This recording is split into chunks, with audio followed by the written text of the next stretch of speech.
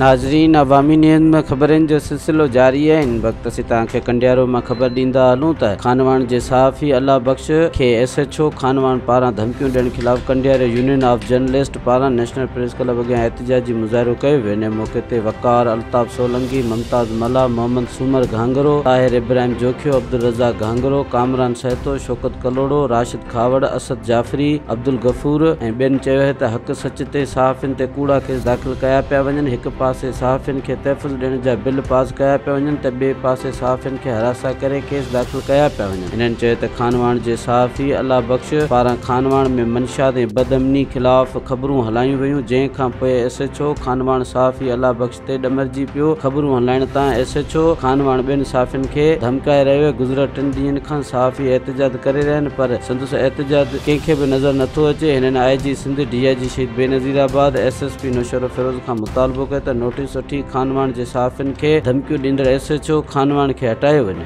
मज़ीद खबरों और तफसीलात के लिए विजिट करें हमारी वेबसाइट www.awamiNewsHD.com।